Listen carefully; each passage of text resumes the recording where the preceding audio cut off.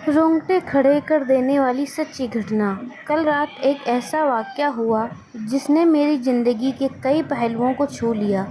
करीब 7 बजे होंगे, शाम को मोबाइल बजा। उठाया तो उधर से रोने की आवाज़।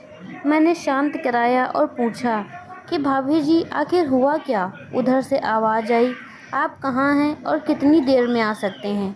मैंने कहा, आप परेशान मत होइए। और भाई साहब कहाँ हैं? माताजी किधर हैं? आखिर हुआ क्या? लेकिन उधर से केवल एक रट कि आप आ जाइए। मैंने आश्वासन दिया कि कम से कम 1 घंटा पहुंचने में लगेगा। जैसे तैसे पूरी घबराहट में पहुंचा। देखा तो भाई साहब, हमारे मित्र जो जज हैं, सामने बैठे हुए हैं। भाभी जी रोना चीखना कर रही हैं। 12 साल का बेटा भी परेशान है। 9 साल की बेटी भी कुछ नहीं कह पा रही है। मैंने भाई साहब से पूछा, आखिर क्या बात है? भाई साहब कोई जवाब नहीं दे रहे थे। फिर भाभी जी ने कहा, ये देखिए, तलाक के पेपर, ये कोर्ट से तैयार करा के लाए हैं। मुझे तलाक देना चाहते हैं। मैंने पूछा, ये कैसे हो सकता है? इतनी अच्छी फैमिली है, 2 बच्चे हैं, सब कुछ सेटल्ड है। प्रथम दृष्टि में मुझे लगा ये मजाक है, लेकिन मैंने बच्चों से पूछा, दादी किधर हैं? बच्चों ने बताया, पापा ने उन्हें 3 दिन पहले नोएडा के एक वृद्धाश्रम में शिफ्ट कर दिया है। मैंने घर के नौकर से कहा, मुझे और भाई साहब को चाय पिलाओ। कुछ देर में चाय आई। भाई साहब को बहुत कोशिशें की चाय पिलाने की, लेकिन उन्होंने नहीं पी और कुछ ही देर में वो एक मासूम बच्चे की तरह फूट फूट कर रोने लगे। बोले, मैंने 3 दिन से कुछ भी नहीं खाया है। मैं अपनी 61 साल की माँ को कुछ लोगों के हवाले करके आया हूँ। पिछले साल से मेरे घर में उनके लिए इतनी मुसीबतें हो गईं कि पत्नी ने कसम खा ली कि मैं माँ जी का ध्यान नहीं रख सकती। ना तो ये उनसे बात करती थीं और ना ही मेरे बच्चे बात करते थे। रोज़ मेरे कोर्ट आने के बाद से माँ खूब रोती थीं। नौकर तक भी अपनी मनमानी से व्यवहार करते थे। माँ ने 10 दिन पहले बोल दिया, बेटा तू मुझे ओल्ड एज होम में शिफ्ट कर दे। मैंने बहुत कोशिशें की, पूरी फैमिली को समझाने की, लेकिन किसी ने माँ से सीधे मुंह बात नहीं की। जब मैं 2 साल का था तब पापा की मृत्यु हो गई थी। दूसरों के घरों में काम करके मुझे पढ़ाया, मुझे इस काबिल बनाया कि मैं आज जज हूँ। लोग बताते हैं माँ कभी दूसरों के घरों में काम करते वक्त भी मुझे अकेला नहीं छोड़ती थी। उस माँ को मैं ओल्ड एज होम में शिफ्ट करके आया हूँ। पिछले 3 दिनों से मैं अपनी माँ के एक एक दुख को याद करके तड़प रहा हूँ, जो उसने केवल मेरे लिए उठाए। मुझे आज भी याद है, जब मैं 10th की परीक्षा में आईपर होने वाला था, मेरे माँ मेरे साथ रात रात भर बैठी रहती।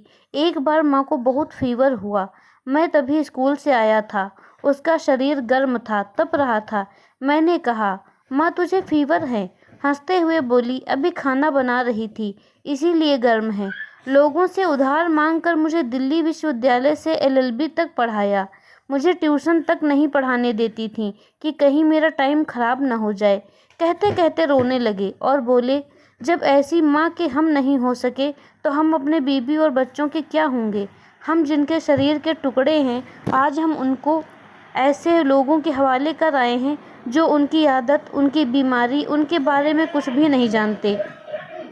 जब मैं ऐसी माँ के लिए कुछ नहीं कर सका तो किसी और के लिए भला क्या कर सकता हूँ? आज़ादी अगर इतनी प्यारी है तो माँ इतनी बोझ लग रही है, तो मैं पूरी आज़ादी देना चाहता हूँ। जब मैं बिना माँ बाप के पल गया तो ये बच्चे भी पल जाएंगे, इसीलिए मैं तलाक देना चाहता हूँ। सारी प्रॉपर्टी इन लोगों के हवाले करके उस ओल्ड एज होम में रहूँगा। कम से कम मैं माँ के साथ तो रह सकता हूँ। और अगर इतना सब कुछ करके माँ आश्रम में रहने के लिए मजबूर है, तो एक दिन मुझे भी आखिर जाना ही पड़ेगा। माँ के साथ रहते रहते आदत भी हो जाएगी। माँ की तरह तकलीफ़ तो नहीं होगी। जितना बोलते उससे भी ज़्यादा रो रहे थे। बातें करते करते रात के 12:30 हो गए। मैंने भाभी जी के चेहरे को देखा। उनके भाव भी प्रायश्चित और ग्लानि से भरे हुए थे। मैंने ड्राइवर से कहा, अभी हम लोग नोएडा जाएंगे। भाभी जी और बच्चे, हम सारे लोग नोएडा पहुँचे। बहुत ज़्यादा रिक्वेस्ट करने पर गेट खुला। भाई साहब ने उस गेट कीपर के पैर पकड़ लिए। बोले, मेरी माँ है, मैं उसको लेने आया हूँ। चौकीदार ने कहा, क्या करते हो साहब? भाई साहब, मैंने कहा, मैं जज हूँ। उस चौकीदार ने कहा, जहाँ सारे सबूत सामने हैं, तब तो आप अपनी माँ के साथ न्याय नहीं कर पाए औरों के साथ क्या न्याय करते होंगे साहब। इतना कहकर हम लोगों को वहीं पर रोककर वह अंदर चला गया।